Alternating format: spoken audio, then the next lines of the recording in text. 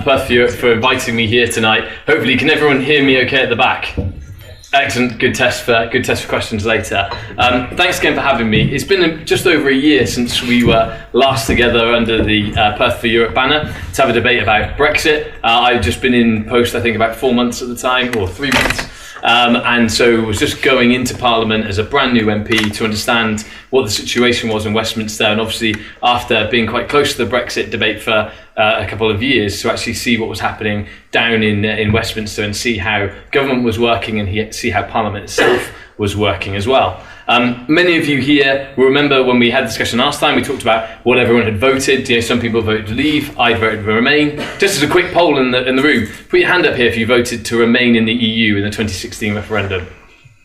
Right, so amongst friends, yeah. So when you're looking at that, and we had that discussion as well about what was leave and what was remain, and you know, and I know we went over a lot of the issues there when we talked about, you know, why was it good to be in, and the campaign that took place, and we talked about why it was kind of stronger in the EU. And look, the reason why I voted to remain, not is because I didn't think the UK could survive outside, but because I genuinely believe that the 21st century is about having more unions, not less. It's about making sure that we actually, with all the challenges we face in the 21st century, whether that's climate change, whether that's technological advancement, whether that's globalization, is that actually as countries we will achieve a lot more if we work together.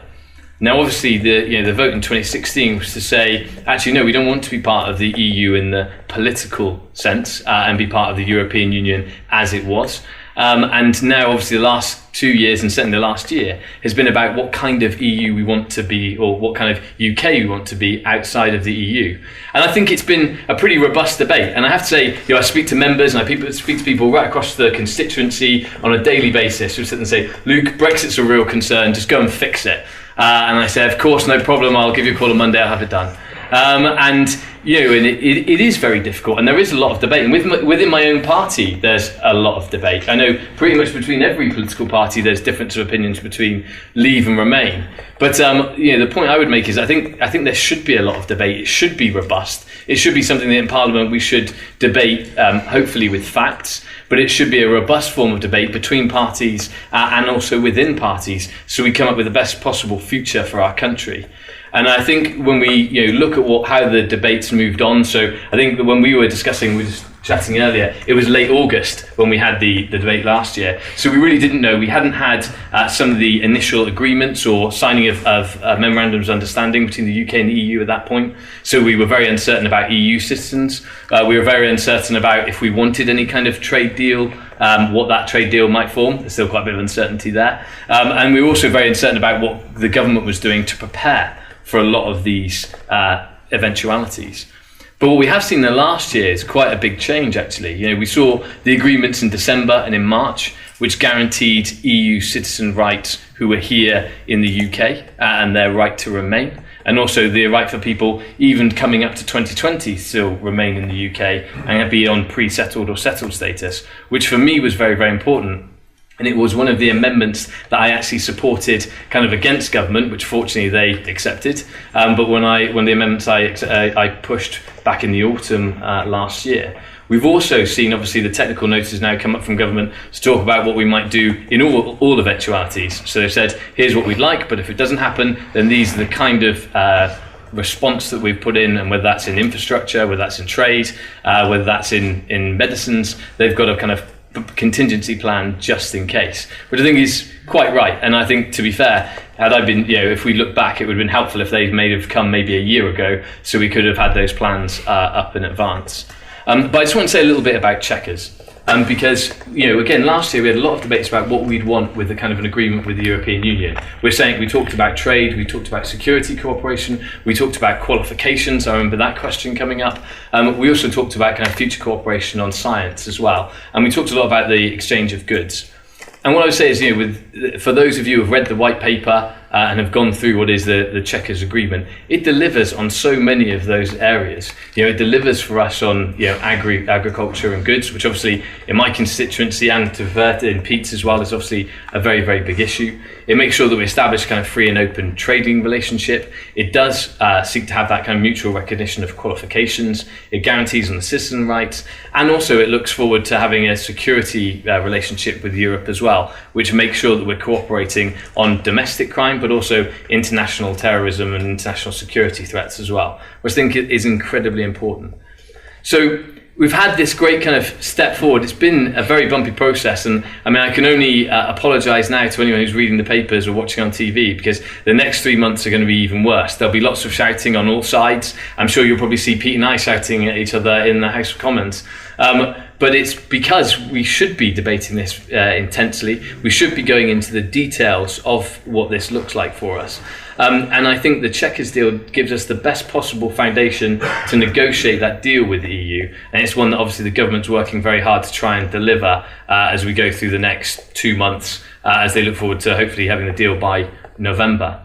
So I want to leave quite a bit of time for yourself for the questions, and obviously Pete and I to have the exchange based on those questions as well. But I would just say that I think a lot of progress has been made. There's still a lot of uncertainty, and that's what you get in pretty much any negotiation.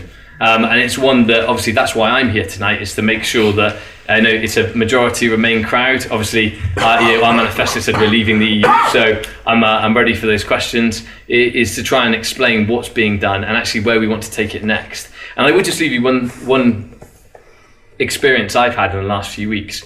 And that was I went to an event with the French, and it was some of their ambassador team, and what they very clearly said to us for about a long time, almost 2 hours, kind of questioning us: will there be a second referendum? Will you go back on the decision? Once they kind of understood that was very, very unlikely, what they did say is that look, Chequers isn't rubbish, and actually there is a future with kind of the EU and the UK, and it won't be like it has been over the last 40 years, but it will be one of kind of something they would like to see in close cooperation. Now, that's not French policy, that's opinions of officials, and I'm sure that will be different across all the different politicians in Europe. But if you speak to the politicians in Europe and the majority of the politicians in the UK, we're looking to try and have an agreement with the EU. We're looking about trying to have a close working relationship with the EU. So even though we're kind of outside of the political machine, we're actually there as great partners. And as we've had special relationships with other countries in the world, I hope it is the most special relationship that we have with the EU going forward. So with that, I'd like to leave it open to questions and to Pete. Thank you.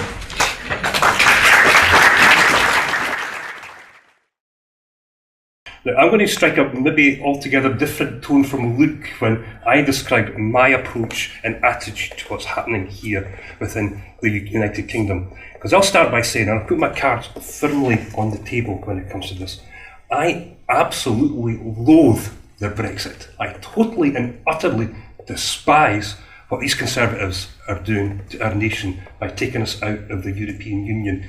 I see no redeeming features or qualities whatsoever of the United Kingdom leaving the European Union.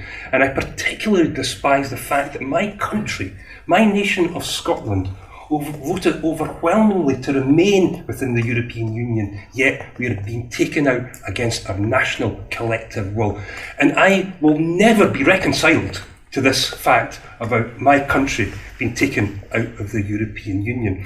In fact, when I look at seeing what the UK government are doing just now, I don't think I've ever seen such a clear example of the main plank and policy framework of a government to intentionally impoverish the people that they are notionally there to serve with such chaotic abandon. And the way that they're doing this, I mean, it is just characterised by the greatest degree of ineptitude. It is chaotic cluelessness that is at the heart of leaving the European Union. I always sort of characterise it like the UK government have found this taste for cultural, political and economic self-flagellation, and by God are they going to give themselves a damn good bashing and at the same time give you a bashing too. And look at the cost to this, look at the cost to our nation. We're talking about a cost of up to £7 billion to the Scottish economy in the point up to 2030. We're looking at something like 7.5% of our GDP being sucked out of Scotland by leaving the European Union. And it's not just about economics, it's about the cultural connections and ties. We've seen today the report by the Migration Advisory Council, which effectively says that there will be no freedom of movement across the European Union.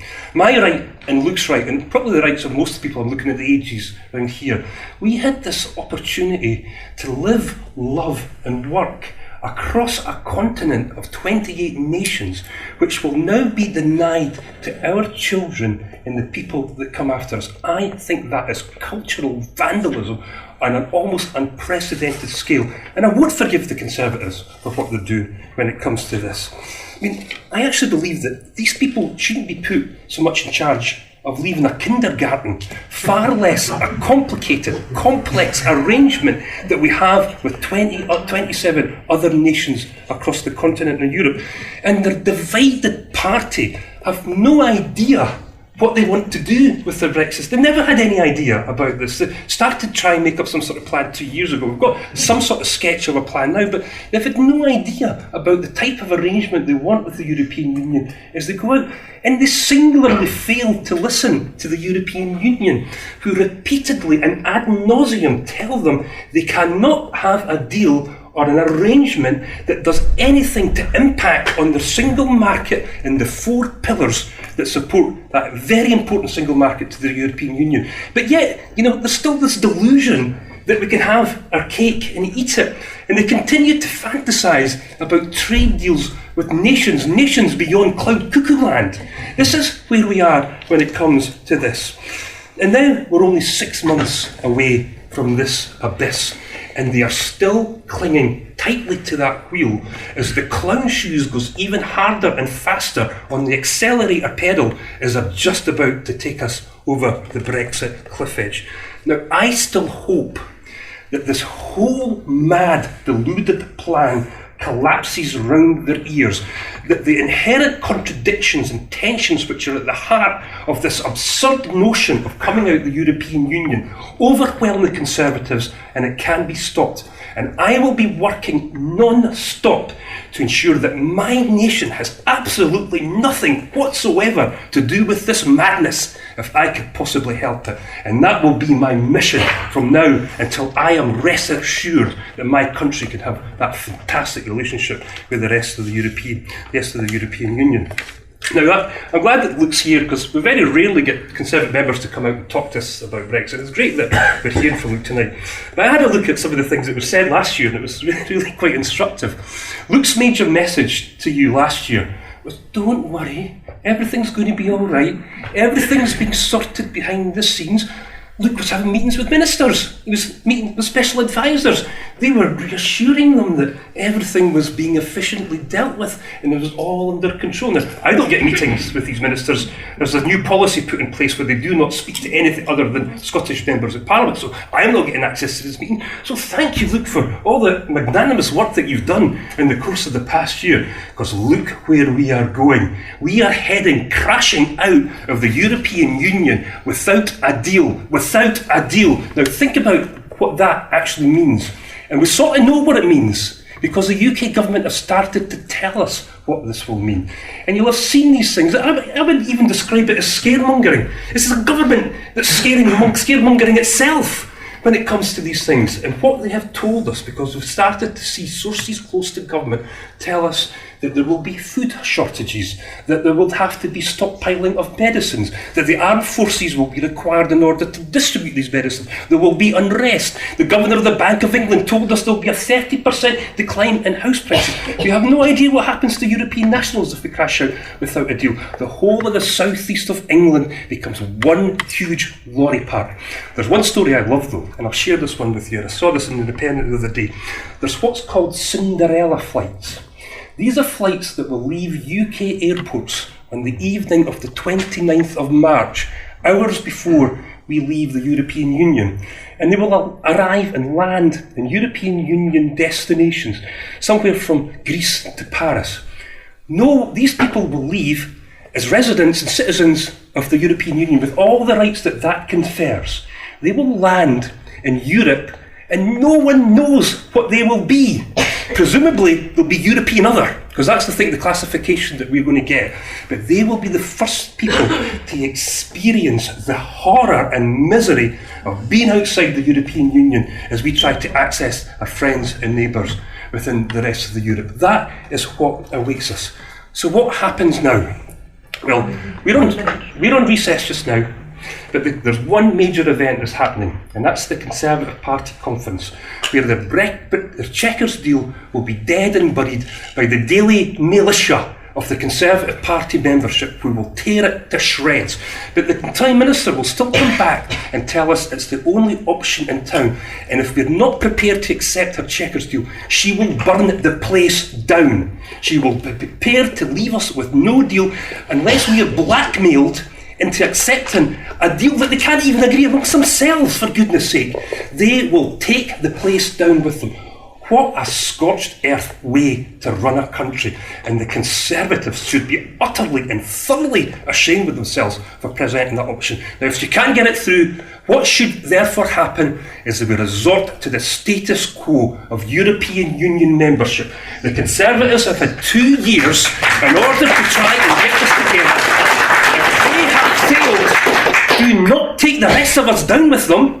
Let us stay within the European Union, or go away and extend Article 50 and come back with a deal that this country can agree with. And the one thing I'll say to you to end, do not let them go away with this one option, of this one either accepting a deal that they cannot agree amongst themselves or leaving without a deal. The scorched earth approach to leaving the European Union. Do not let them do that. The one thing I appeal to you this evening.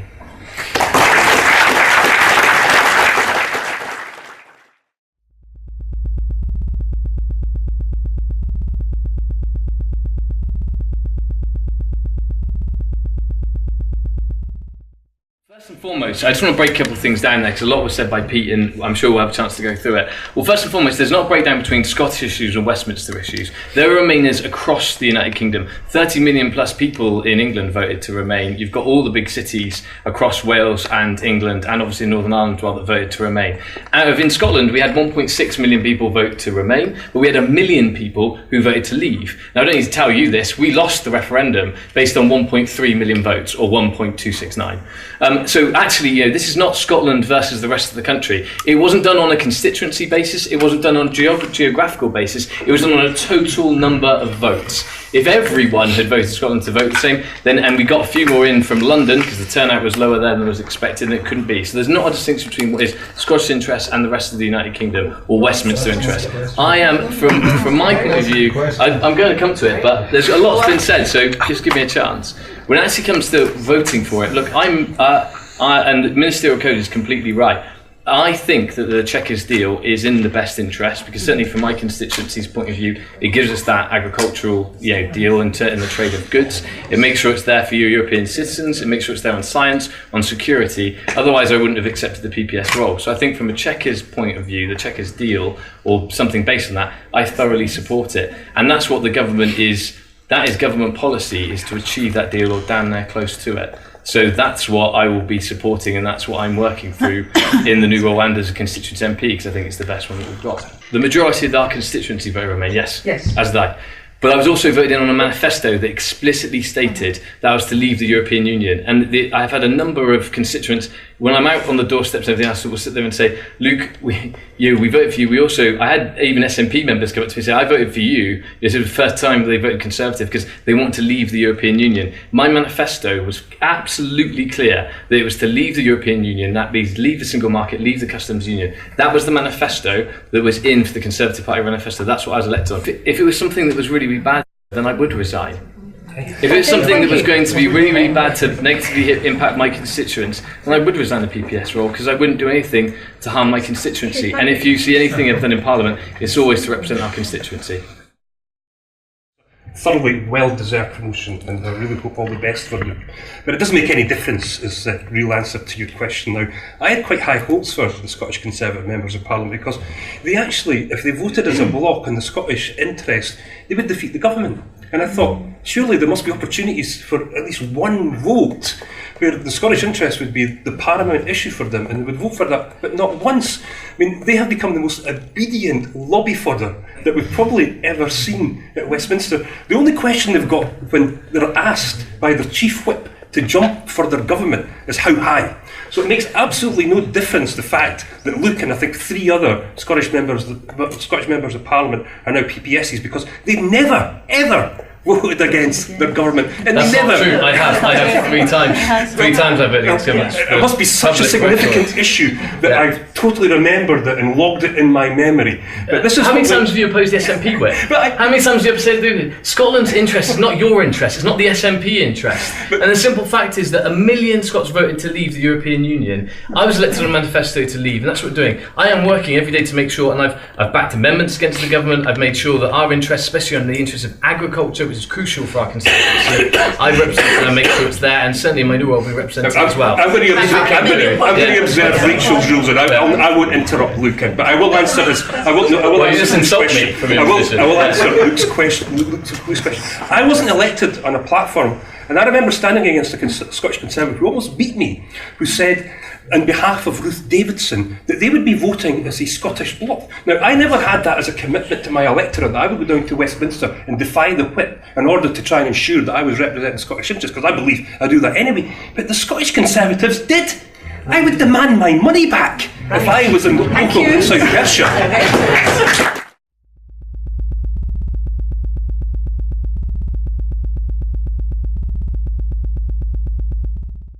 I backed one of the amendments that was accepted by government early last year, which was back in the summer last year, to make sure that in terms of the workers and social rights, that anything that was in EU law was transposed into UK law. And the one thing the Prime Minister has been absolutely clear on is that there will not be any taking away of people's rights. And I would have to say, for all the work that I do as well, and having just hosted a disability mobility event just last week in Alloa, because it's about trying to support people with disabilities in the workplace and making sure that the government is supporting them through every step of their life. It's sort of an issue that's very, very close to my heart. So I can give you every assurance now that people with disabilities and people's human rights will not be degraded by this government and will not be reduced as a result of us leaving the European Union.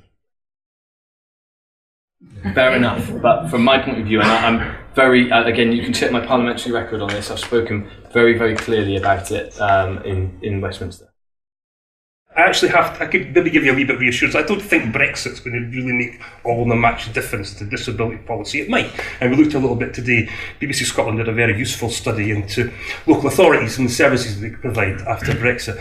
Your main issue isn't so much Tory Brexit, it's Tory austerity, which is, when we're looking at ESA, PIP and assessments, and the fact that Perth and Kinross has now been overtaken by Universal Credit, and my constituency appointments has gone through the roof as a result and consequence because of all the difficulties associated with universal credit. But it's pretty certain the same issues are happening in South Perthshire too, unless there's something very different going on there. So I'd be more worried about Tory austerity, not Tory Brexit, when it comes to disability issues.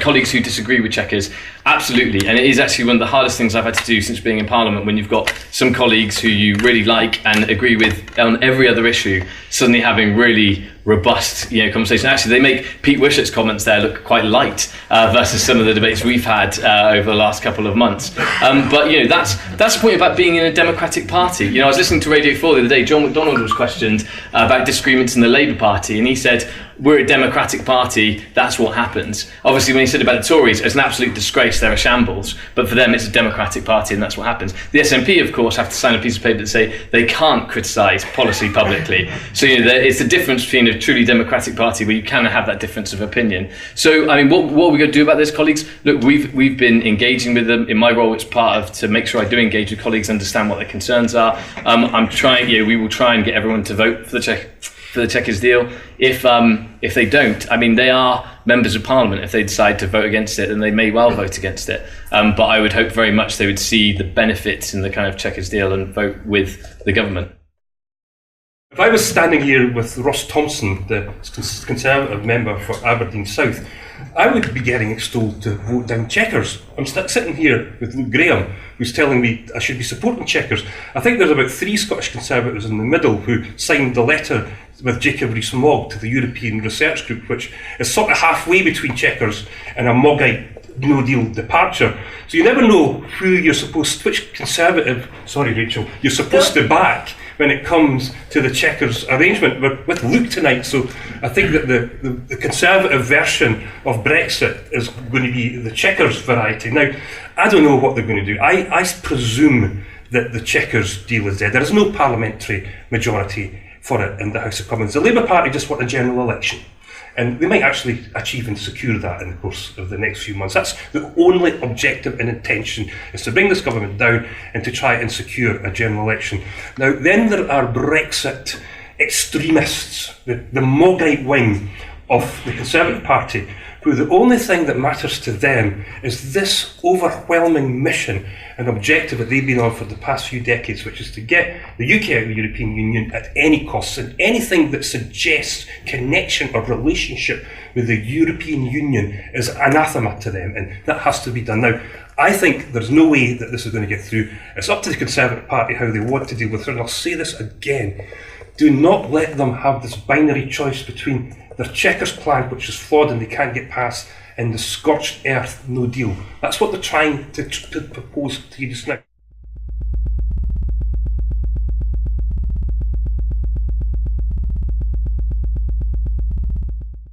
Thank you for this sort of very, very kind question. I think that the walkout, as you described it, was absolutely and utterly necessary, because I think somebody mentioned it in a prelogue to a question, that we had 15 minutes to debate significant constitutional change to our national parliament, which meant depriving Scotland the powers that should rightly have come to the Scottish Parliament, to Westminster.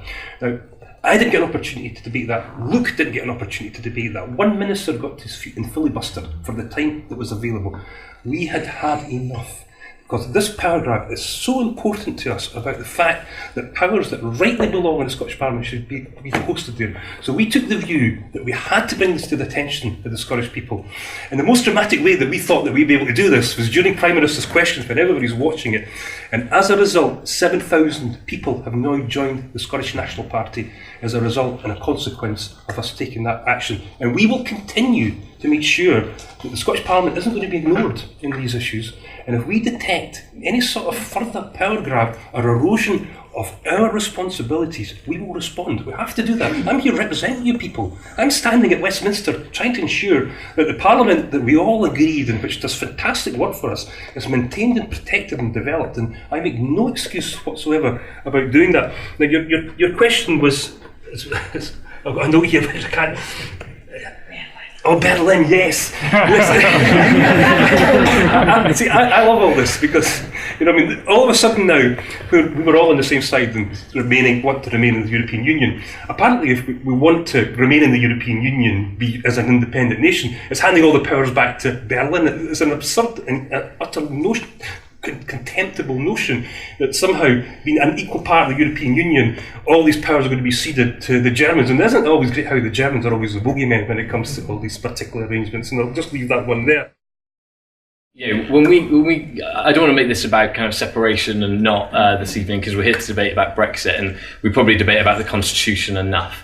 All I would say is this: is that what I can't stand is that when you get to the kind of SNP position, which is we're an internationalist party. We want to be out and reaching out to everyone. SNP MPs say it in Parliament all the time. We love everyone else, apart from the other people on the islands of Great Britain. Because we can't stand to be part of a Parliament in Westminster. We can't stand to be part of somewhere that's actually on our islands. And if we can't come together just as a small island, we're only 65 million in the United Kingdom Islands. Like, if we can't come together as one island governed together when we face so many similar challenges.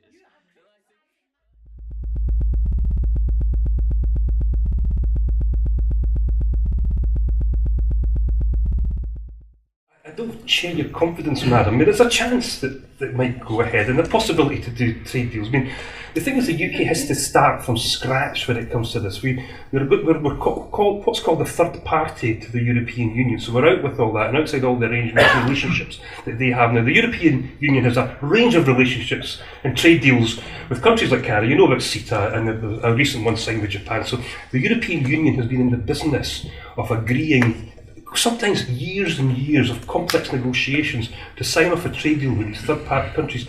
We're going to have to start from scratch. And this idea somehow, and the Conservatives have floated this notion that somehow we would just grandfather the rights to these arrangements. It's not going to happen. And I chair the Scottish Affairs Committee, and we're doing international trade just now and having a look at that. The Japanese, the Koreans, and the Indians can't wait to take advantage of the opportunities to get a favourable trade deal from a Brexitised UK. It's not just the UK that's looking for better trade deals with all these third-party nations. They're all looking at the UK and thinking, they've not got the clout of the European Union anymore. This is a great opportunity for us to get certain things in the way. So I have great, real sense of anxiety about what could be created, because it all has to be done from scratch, and that is a real worry and concern. Pete, if you read the Trade and Customs Bill that went through Parliament, you realise we don't have to start from scratch. It actually flips all the European Union current trade deals into UK law and into trade deals that we have. So yes, we will have to, with third parties, we'll have to go out and do new things, but for those existing ones that have signed under the EU, they should be pretty much as is, and that's why the trade bill that we put in, the Trade Continuity Bill, to make sure we continue that through. Secondly on that,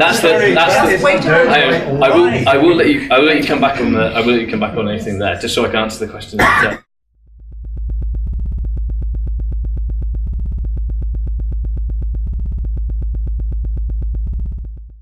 So the point about the EU being an assembly of equals, I mean, it's not, because obviously it's got qualified majority voting, and that's been increasing use over the last 2 decades in the European Union. So it's not completely equal. If you look at, obviously, you would have, I'm sure, followed the news about the measures that were put on Greece to the European Union and the IMF. A lot of the stuff that came from the European Union side, it was done through qualified majority voting. And if we're looking ahead, a lot of financial decisions of the EU as well, it's qualified majority voting, so it isn't quite there. And obviously there's the democratic deficit of kind of having an unelected commission. It's appointed, so none of us could be directly elected as president of the commission. You'd have to be appointed. We can have the MEPs in the European Parliament, but obviously they don't have the same rights and powers. They can't, they can amend, but they don't have the kind of equal powers to the commission. So I think there are, even though, bear in mind, I have a supporting Remain, there are still issues, I think, within the European Union kind of political system that we needed to reform and try and go on. And had it been a different path, I would have been campaigning for that. Back home in Westminster, where we've got, Westminster was based on a kind of unitary state, so it was one of, every MP was equal. So whether it was the member for Perth and North Perthshire or the member for Ochil and South Perthshire, we could raise issues. Both of us had the same opportunity to become Prime Minister if we were elected by our parties and go forward, or we could raise issues on the House. And that still is the case today. I think you raised a valid point about devolution, in the way that now we've got, some issues are covered and not, and we've got evil. And actually, I think there are a lot of uncompleted parts to our constitution now, which actually I think, as we go through Brexit and look at UK frameworks and things, these are opportunities that we need to start trying to actually clarify some of those points. Because, and I say this as an MP who's gone through a lot of issues, especially with Treasury and others, where there seems to be a lot of grey areas still in our constitution. So the 1.5 measure you say, I think is a reasonable way to characterise it, and I think it's one that we've got a lot more work to do to make sure we have got that clarity right across the UK.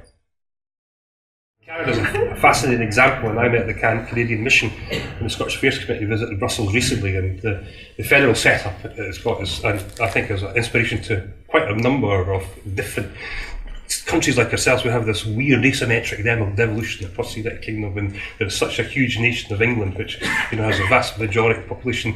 And Luke's right to a degree about equality membership in the House of Commons. That was true up till about a couple of years ago when they introduced English votes for English laws, which then made sure there was 2 categories of members of Parliament. And what that was to accommodate was the fact that the English Parliament, or whatever you want to call it, couldn't actually realise a place of its own, and they squatted in the House of Commons. So the House of Commons is now a de facto English Parliament, and so what we therefore have is Luke and I are not allowed to vote on particular issues when it comes to the European Union.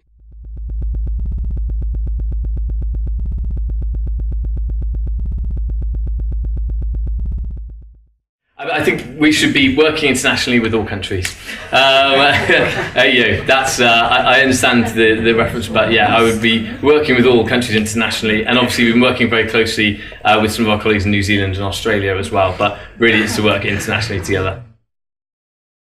I'm not suspecting it's going to be Ireland, given the breakdown in relationships there is between the Irish border just now. And I'm presuming that, I don't know where the UK will be. We're going to be considered as a third party to the European Union when we leave when we do leave due to Brexit. And that's going to create all sorts of difficulties and issues for the UK, because we don't know how this relationship's going to work itself out and how we're going to engage with European Union institutions. Now, the Conservatives have decided they want nothing to do with things like the single market or customs union, and they're determined to get out as many European institutions as possible. So how we determine a relationship with things like, really important things like fighting terrorism, like things like education initiatives, like stuff to do with European arrest warrants, I really don't know. And these are the sort of things that we're looking for a bit of clarity from this government, and hitherto it's not really been coming in our direction in the course of the past few weeks and months.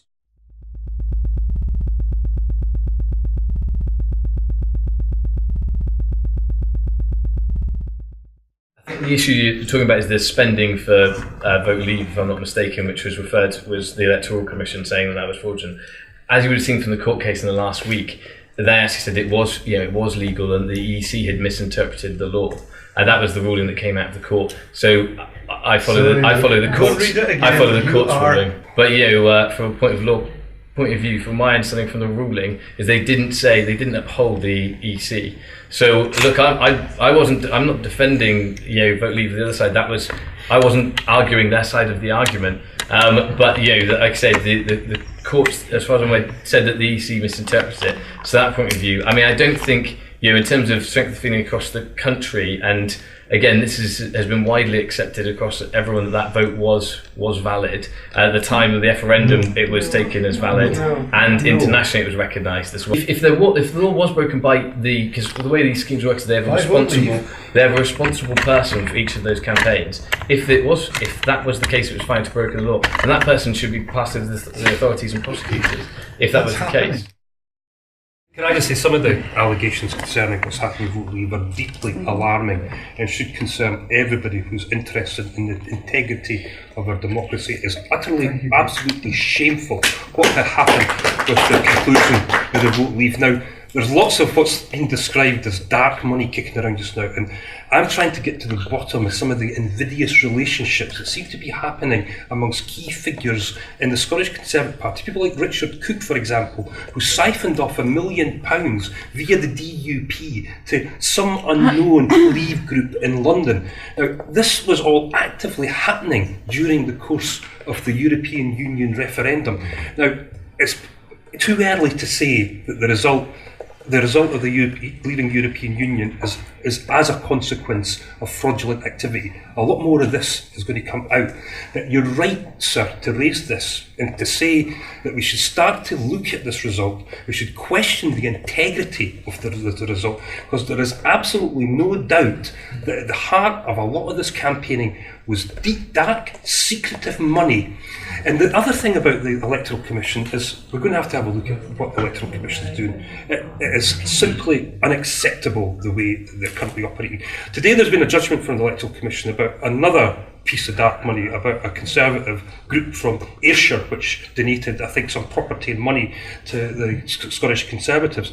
They were fined £400 for an £100,000 abuse of money. That's absolutely utter peanuts. That was down as an electoral expense to parties like the Conservatives and the Leavers that we have at the heart of our democracy. I think if we're going to be doing this again, we have to have a look at the integrity of our democracy, those that are safeguarding our democracy and ensure that it's fit for purpose. Because looking at and observing what's going on just now, it certainly falls short of that.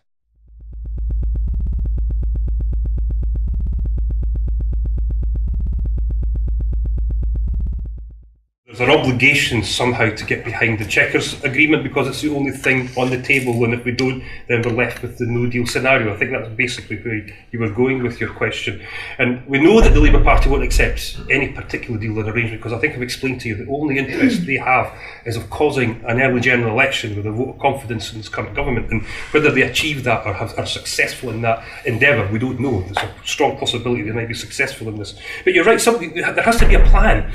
But what is not acceptable is that there should be only one plan, and we're almost being blackmailed into having to back that, or the Conservative government will say we're going to leave without a deal. That they've started to present. I mean, one of the reasons I think the government have been doing all these papers about trying to describe what a no deal will look like is to try and ensure that all the recalcitrant Conservative members of Parliament start to vote for their Chequers arrangement, because they've presented such a scary vision of a no deal Britain that it might actually work with some of them, that they might actually start to back the Chequers arrangement because the consequences of not are going to be so overwhelming and so impoverishing for this country. We should accept that, and it's the one message I want to have everybody leave tonight. Do not let this government get away with presenting this binary choice of a Chequers arrangement and deal that they can't even get past their own party. I don't know how you'll vote on that, whether you're going to have a say in it in the Conservative conference, but they can't get it past their own party. They're expecting all the rest of us to back it and support them, even though it's divided their own party. They have to go away. They're the government. They've been charged with delivering the Brexit proposal. If it's unacceptable to Parliament, they have to go away, rethink, redesign it, bring it back to Parliament and see if they could secure a majority amongst members of Parliament. Now, we went through a huge process to get a meaningful vote. It was one of the things that we got out of the Brexit bill, the bill which designed our leaving the European Union. The one thing we got was a meaningful vote. So, we have this opportunity in Parliament to stop this, to say that we're not happy with the Brexit arrangement, and then suggest to the government that they have to do something else, because Chequers will not get through Parliament. There is not the majority for it just now, and they have to start to think about another solution, because if they don't, we're in real difficulty and problems. Interesting. Pete seems to know more about our votes than our chief whip does. I mean, the simple fact is we don't know there's not a majority in Parliament at all. And I think actually the point of the gentleman's contribution was saying about having a backstop, like what are we going to do in the case of a no deal and the preparations for that. And actually, if you read the technical notices, the only scaremongering going on is actually, Pete, from yourself. The assertions you've made tonight about stockpiling food, that isn't true. When you look at the technical note, the UK already has contingency plans because we're island nations. We already have contingency plans for making sure we've got continuity of food supply. That's already set in. On medicines, there's not that issue either. They've issued to pharmaceutical companies, say, can you have an extra 6 weeks of supplies until the 4 weeks have to make sure they're prepared. So these are, but what I mean is when you get into the detail and you actually read what's being put out, you can see that the detail there, the preparation there, and any responsible government of any kind would always make those preparations to make sure that there was that backstop available.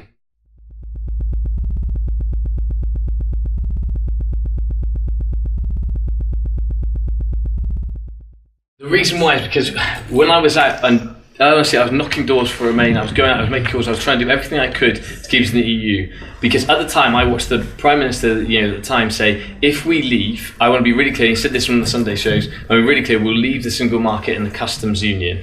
And David Cameron said that. I don't remember saying that. Right, okay, if she did say that, well, that's. I mean, Ruth is entitled to her opinion. I mean, this was the what I'm saying is what was urging the vote. The week before or so we had the vote. Is the Prime Minister was really clear about being out of the single market, out of the customs union, and we do get into these legal difficulties then. And Pete is right to a certain extent about the EU saying you can't kind of have your cake and eat it in terms of being in the single market, but then not following a lot of our other rules. And so again, because the Prime Minister was clear, and then because the vote that took place, we now have to be in that position to say we want to have the trade, we want to have, here's the Chequers agreement that says here's all the things that we can agree on, understanding also and respecting the kind of integrity of the EU political project at the same time. I find it very curious about what happened to the Conservative Party in the course of the past couple of years. Because you're absolutely right, madam, and there's several examples that any cursory look online to find Ruth Davidson and senior Scottish Conservatives saying what they wanted, the desired outcome of Brexit was to remain within the single market and the customs union, and there's membership of the single union, and I thought for a while this was sort of encouraging, because I was beginning to detect a great deal of political consensus around this. The Scottish Parliament seemed to come together to agree that this was the way forward. Then we produced a paper, Scotland in Europe, which put forward the mechanics about how this could be achieved, about how Scotland, to try and reflect a little bit about how our nation voted, came up with a solution that would remain within the single market, but not the customs union, because we always get back to this idea that somehow there's a UK single market. That would have respected the integrity of a UK single market while still being part of the European single market. Now, what we've learned today is that it looks like there may be a solution to Northern Ireland which is based around this technical facilitation about having a border probably several miles within the Irish Republic. But what the UK government have said to the rest of our European partners is that where they're trying to design the solution for Northern Ireland, which will probably more or less retain them in the single market customs union, it's to be expressly forbidden to Scotland in case we had the temerity to actually request the same as Northern Ireland to reflect how we voted about our interests. Being out the single market is the single biggest threat to Scottish industry, more than anything else that leaving the European Union does. What we wanted and what we tried to achieve was to ensure that that was going to be squared somehow. The ink wasn't even dry on our Scotland in Europe paper before the Conservative government rejected it. They were just singularly uninterested in ensuring that we got a bespoke solution which reflected our nation's priority and interest. And that is to their eternal shame. What we've therefore since seen, to make the Brexit work, they have to introduce this idea of this UK single market. And this is the cover for the power grab. And they're probably quite right. For the Brexit to operate efficiently, it needs to grab these powers in case we were to do something different or diversion. And they're determined to shackle Scotland to the maximum terms as they leave the European Union. And the threat that that poses to our democracy and our parliament is unacceptable to me. It should be unacceptable to you. And you should be making that loud and clear to any Conservative member of Parliament or Conservative politician who comes your way. Because we're now at the point where probably the total institution of our Scottish Parliament is starting to become under threat, and we cannot let them get away with that. First things first, let's be clear, the biggest threat to Scottish industry is breaking out of the United Kingdom. Yes. That is absolutely right. 62% of our exports go to the rest of the United Kingdom. That is the biggest threat to Scottish industry, so that just isn't right. In terms of Northern Ireland at the moment, and we already operate a different excise and customs regime to the Republic of Ireland. We always have cattle checks already between Northern Ireland and the Republic of Ireland. So that already takes place. So it's not, when Pete says it's fantasy for you to have this customs facilitation, like you're all off on cloud cuckoo land, it's not, because we do a lot of it already. It is. We've still. This is why we've gone down this path, because there's actual precedent for it of what's happening in the Republic now.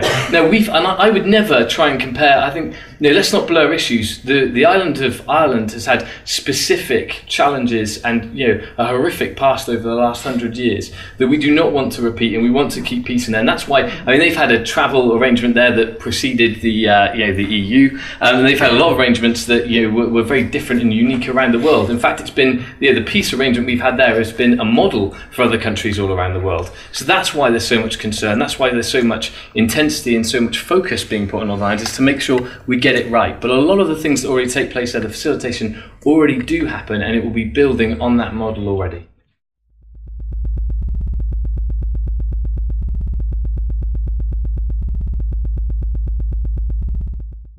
This one will be released because I agree with you completely. They have, and so does the government. In terms of the policy that's been put forward, it's the right of settlement. And if you've been here 5 years already, you have that right. And if you're here, if your 5 years haven't come by the time we leave, so the cutoff is 2020 with the implementation as well. If it's 2020, then you will have pre-settled status, and you will have the right to apply to stay as well. So it's certainly not stigmatized. It is making sure that we do protect the European Union nationals that contribute so much to this country. And I've been very, very clear, as that certainly in my constituency around the UK, we welcome people who come here to work and who want to contribute. There was actually a leaked paper back in August where it said the government would unilaterally grant the EU citizens the right of settlement here in the United Kingdom, even if there was no deal and the Europeans don't reciprocate with Britons abroad. No, for the right of settlement, actually it's £65 for over 16, it's £32.50 for under 16.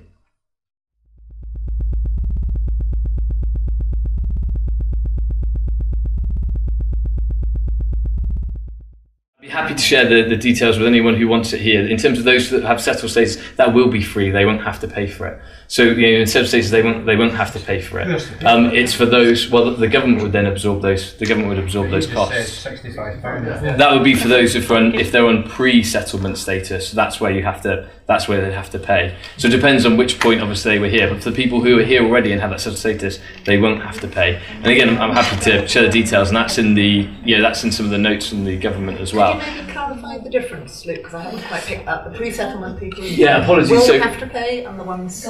That's right, so it will be, and again I'm happy to share the detail on this, but in terms of basically settled status will be if you've been here for 5 years. Now that doesn't mean you have to be here for because obviously the government takes into account that you may have a sick relative, you may have to go away for a period of time back to your home country and then return and back and forth. So long as you're here 6 months of each year of the 5 years in total, then that will still qualify you. So again, it is, and again, some of this will be, this is what the government is putting for EU nationals. We've obviously got the immigration bill that will be coming forward later on in the autumn as well, which again will be looking at the visa system. And Pete mentioned it earlier actually, the Migration Advisory Council put forward their proposal and where they talked about immigration that by and large is a positive thing for the United Kingdom. And actually, though it clearly stated that different parts of the United Kingdom shouldn't have either devolved powers or separated out powers on immigration, it should be one policy, because so many areas of the UK face common challenges. Scotland and Northern England, for example, on their ageing population and falling working population.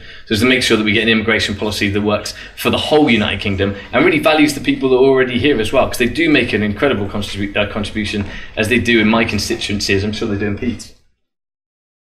You're absolutely right, there should be no payment of any sort of fees whatsoever. The European Union nationals have been treated as bargaining chips initially and are now going through the process where they're going to have to pay for some of them are going to have to pay for the right to remain within the European Union.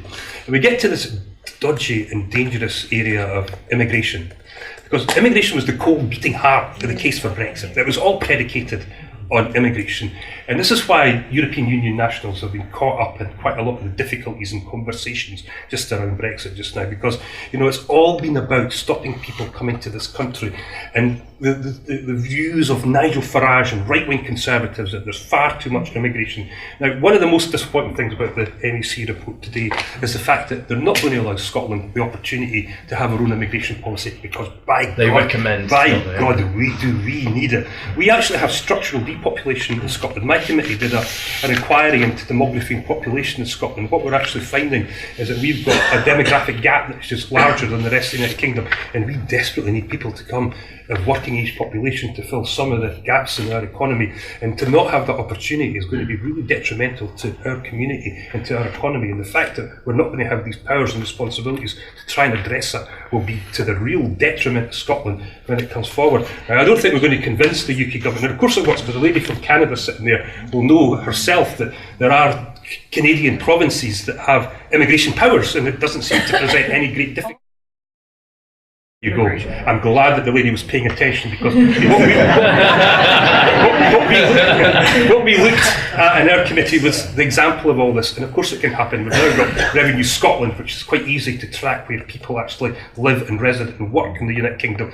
We've actually turned landlords almost into some sort of immigration officers, where you have to register with your passport before you can even register a flat. So it's quite easy to ensure that people are actually going to be kept or managed within the area that they said that they would go. Tories, not interested at all.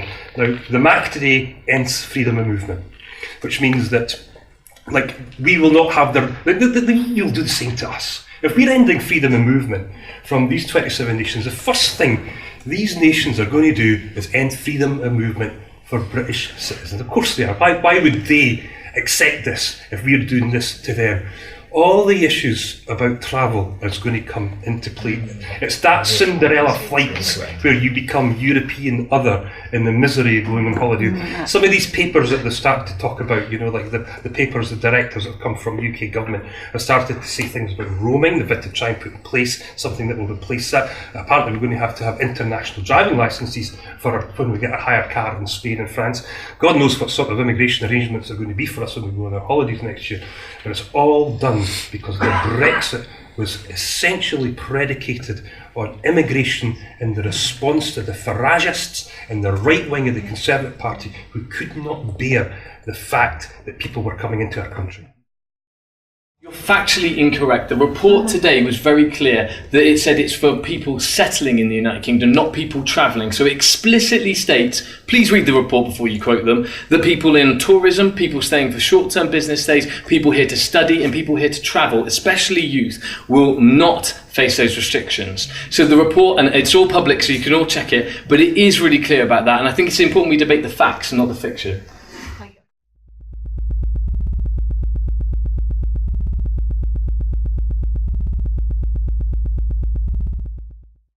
I find it difficult to see any positives, and I really look hard to see what I can observe in terms of something useful and positive will come to my constituents that I represent about leaving the European Union. Now, I chair the all-party intellectual property group in the Creative Industries Alliance, and we started to try and look to see if there was anything that we could do to sort of boost creative industries as an independent nation outside the European Union.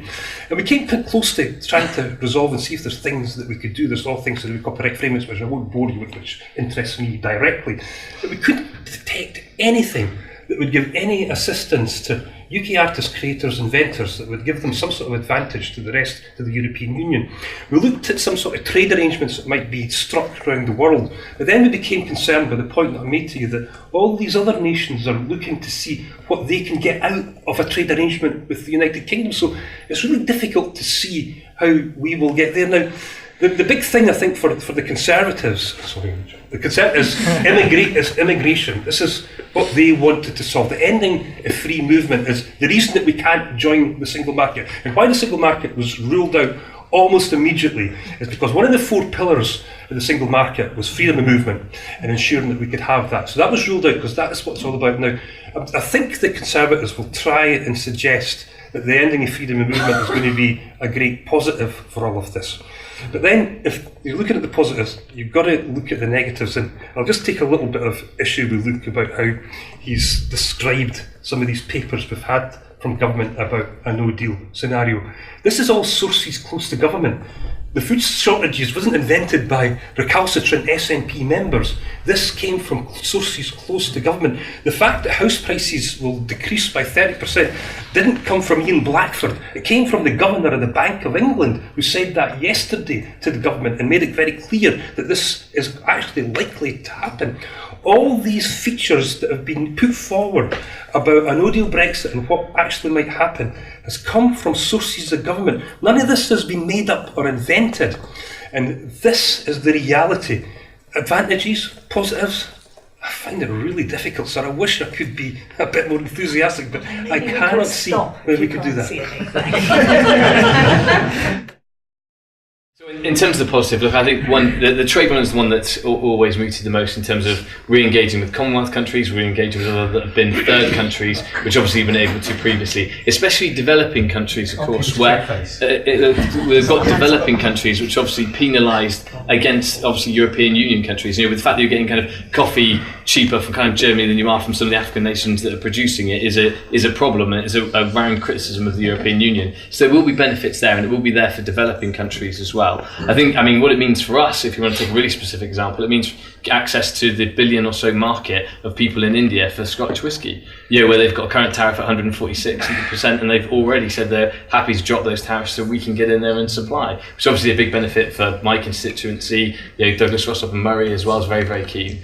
So there are opportunities that will come from it. Also, in terms of, especially on the creative side, which I think this point is missed. Yes, we're fine with at the moment, and again, under the MAC report today, people coming to travel, people coming for short business, and certainly for festivals and everything else, that's not under the MAC recommendation to restrict that, the Migration Advisory Council, it's not under their recommendations to restrict that movement. It's actually to encourage it. And from the rest of the world, it means we'll also be able to be freer with our visas for third countries as well. So people coming from Latin America, the Asians, to encourage them to come to the United Kingdom and perform and contribute to our society. The recommendations today were about lifting the cap on Tier 2 visas, which actually means we could encourage more, especially non-EEA workers, which obviously we previously skewed ourselves and favoured over the rest of the world. It means actually we'll have a more balanced playing field now for all of the world and all of our trade partners and allies to come here to the United Kingdom to work, to contribute, and part of the negotiation will be make sure that we have those opportunities in their countries too.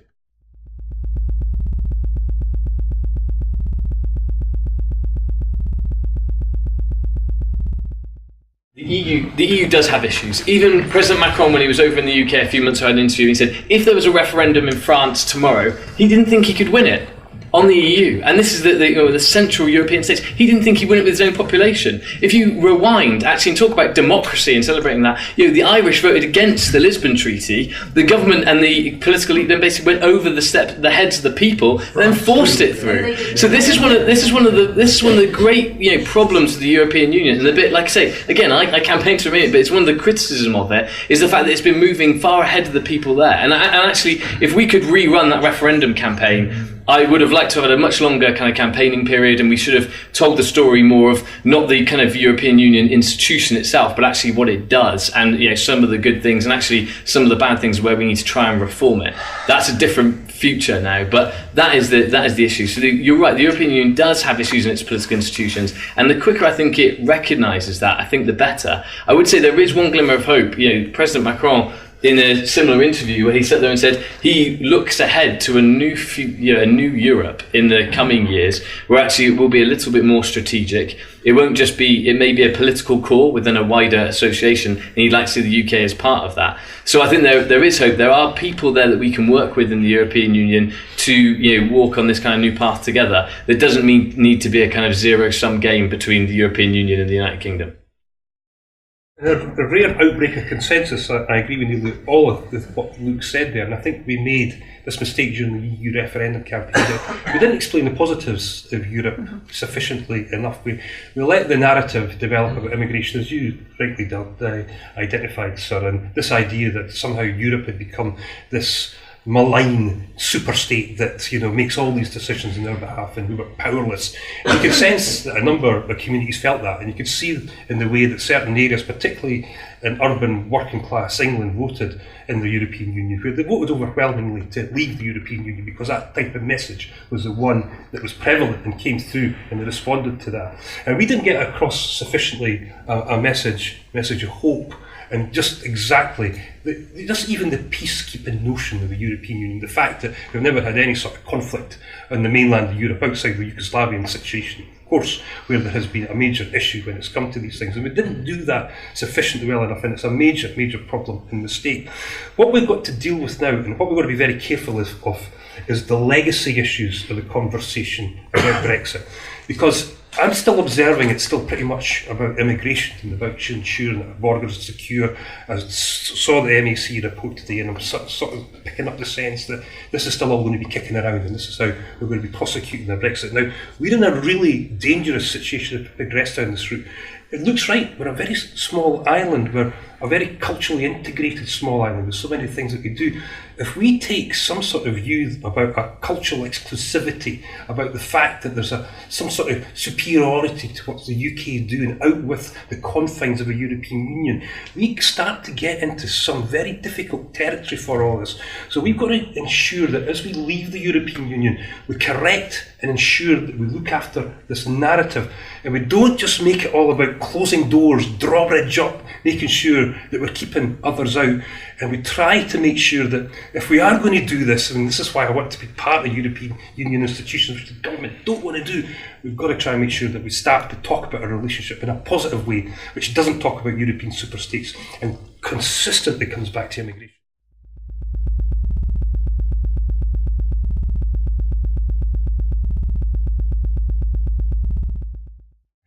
I think just come in, just to be really clear, I didn't say the SNP were anti-English. I said they're anti-Western, so they can't co-govern on our island. I did not say anti-English. I didn't say that. But there are plenty. But I mean, there are plenty of I didn't say the SNP were anti-English. That's a fact, and we can watch the videotape back. That's why we're recording. So I said it was anti-Westminster, and I'm surprised always that the SNP cannot consider and say we can work with everyone else. We can celebrate cultural diversity, but I cannot take part in Westminster. When we've had two of the last 4 prime ministers either be Scottish born or Scottish raised.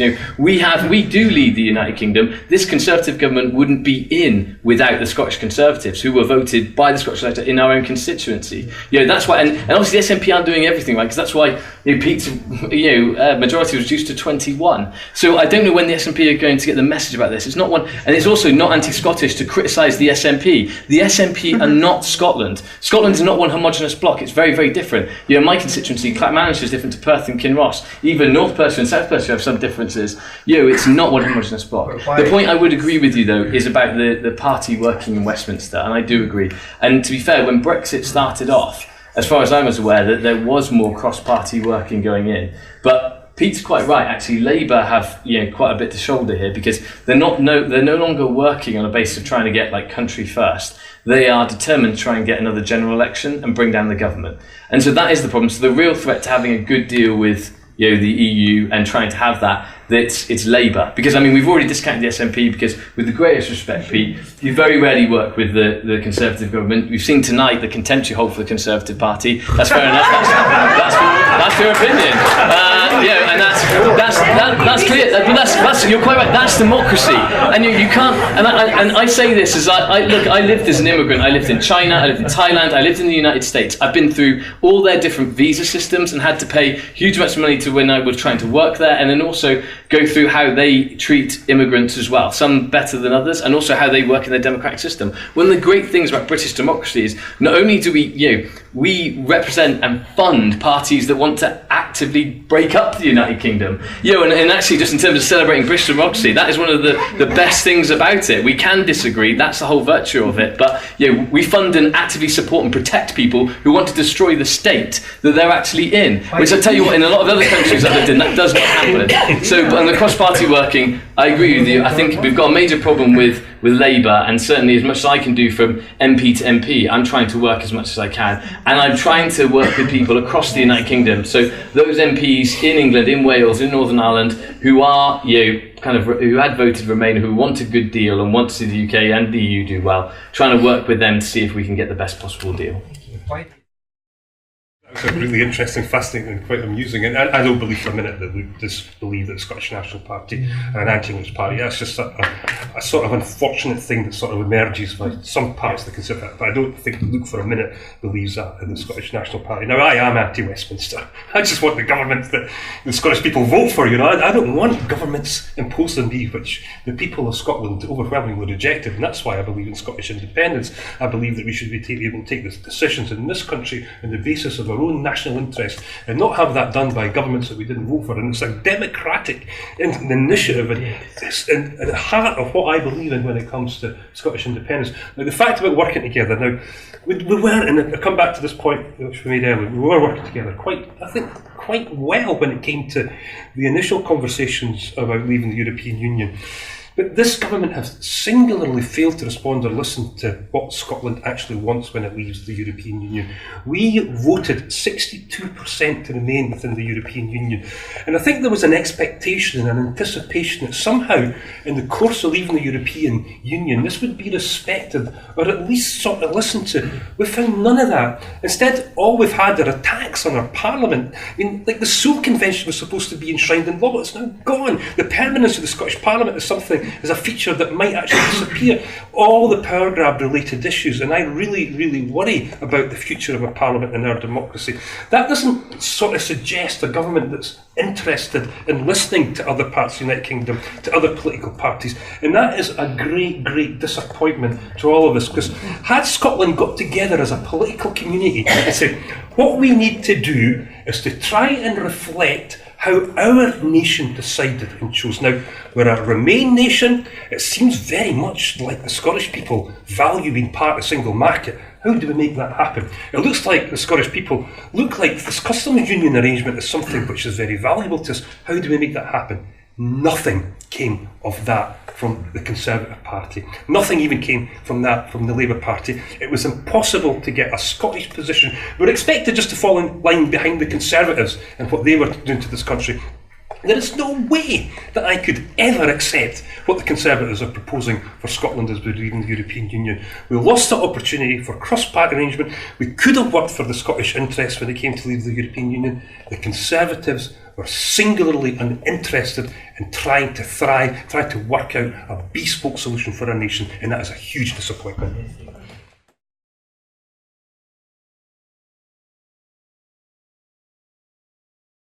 I think the key points to, for me, certainly like going away tonight, is that one, it's absolutely essential we try and get a deal and we have a good, strong working relationship with the European Union, and that's what I'll be working for throughout the next few months and onwards, is to make sure we get that, and certainly for my constituency to make sure that works. In terms of a lot of what's been said tonight, in terms of the scaremongering and the Tories are trying to have a scorched earth policy and all the other criticisms that have been rained down upon me by Pete. The simple fact is, when we got into the detail of it, you saw tonight, he said, we're not going to be able to live and love and work across the European Union. Actually, again, I would just ask you to look into the detail of what's coming out. The migration report it wasn't the fantasy, it was the fact. It said we would let people travel, especially youth. We're working to make sure that the Erasmus Plus scheme is still working so people study as well. Actually, if you get into the detail of it, rather than just what was almost fanatical rhetoric that is coming from the other side, there are actually ways that we can work together with the European Union. And what I would say, I would gladly work with any SNP MP if they came towards me and said, Luke, I want to do this with you to work to make sure we deliver for your constituency, my constituency, and Scotland as a whole.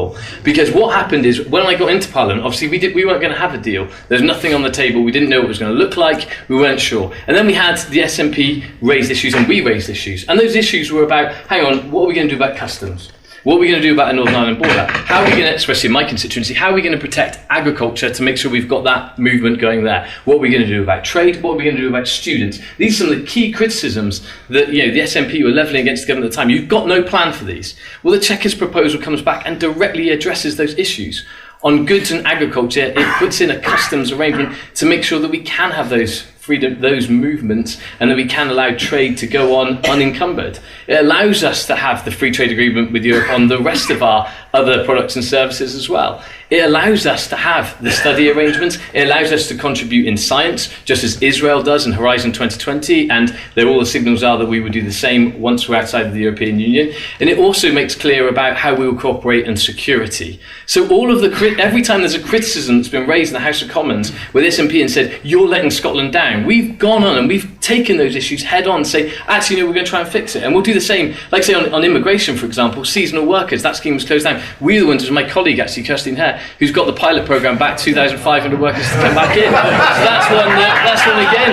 Look, you may not, but it's to make sure that we are addressing the issues that come through. And that is what action comes from. And if you're an MP, it is your responsibility to try and deliver for your constituency, not constantly criticise and just cry grievance on the other side. And I just ask that we would engage as we go through the next few months, and I'm happy always to come and debate it, but we come back and engage on the facts. My heart comes from exactly the place of delivering for my constituency and delivering for the country and making sure that we can have a positive relationship with the European Union. The UK said no, we're outside of the political arrangement, and again, Pete has views about that, and the SNP would say they want to be out of the political arrangement of Westminster. If there was a referendum there, I'm sure that would be respected, and it was in 2014. So the Scottish people have been very, very clear in terms of what they want. They want to remain in the United Kingdom, remain a positive part of the United Kingdom, and as a total UK vote that said they're going to leave the European Union. This is the policy that we are trying to deliver on, and that is what I will try and deliver for my constituency, for my country,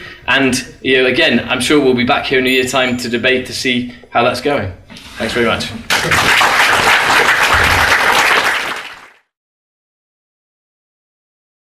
As always, an informed debate with some fantastic questions and robust and entertaining and exciting interchanges between us all this evening. It's really good, and I hope we do make this an annual event, because I actually think it's really worthwhile. It's very rare that you get two opposing members of Parliament coming here to speak to you just about how they feel about the big issues of the day, and believe me, they don't get any bigger than Brexit, and it's really useful, I think, and helpful that we've been able to skip around some of the issues here today. Now, I've no doubt that we want to do the best for his constituents, but the simple fact remains, just like every other constituency, other than possibly banned from Buchan in Scotland, they all voted to remain within the European Union. Scotland voted overwhelmingly to remain within the European Union. But we have no sense whatsoever that that view has been any way entertained or respected by the UK government. And until they do, there is always going to be a difficulty and an issue about proper engagement and being able to work consensually towards some sort of arrangement that might actually work for the rest of the United Kingdom and work for our nation of Scotland. I hate the fact that my nation's been taken out of the European Union against its national collective will. I just am not going to be reconciled to that single particular factor issue. The fact that we're now going to be taken out on the possibility, the high likelihood of a no-deal scorched earth basis just fills me with horror and despair, and I really don't understand how we've got to this particular situation. Now, we're going to have to think about what we're going to do about this. Something happened 4 years ago today. Can anyone remember what it was? Scotland had its independence referendum. And I remember one of the key features of that independence referendum, and it was this: you had to vote no to remain within the European Union. Does everybody else remember that? Yes. That was a key facet and feature of remaining within the United Kingdom. How's it worked out, folks? The one certainty about voting to remain within the United Kingdom is that we are being taken out of the European Union against our will. Now, we are heading towards this iceberg, and I'll end my contribution the way that I ended it last year. The SS Titanic, Brexitania, is full tilt towards that iceberg. Down below are life crafts. They're marked Scottish independence. What we have to do is get down below deck, get into these lifeboats, and sail as fast as we possibly can to the shores of sanity. We cannot go down with HMS Brexitania as it batters against that iceberg, because that's what's coming. We have constitutional options. We have to start to think about how we use them and ensure that Scotland's interests are always maintained, progressed, and we always get what we want, because what we are going to get if we remain tethered to what they're proposing for us is an absolutely iceberg, Titanic disaster.